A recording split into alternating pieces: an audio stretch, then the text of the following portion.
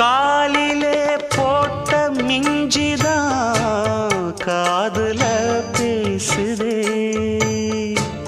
கழுத்துல போட்ட தாலிதான் காவியம் பாடுதே. நெத்தி சுட்டியாடும் உச்சந்தலையில் பொட்டு வச்சதாறு நான் தானே.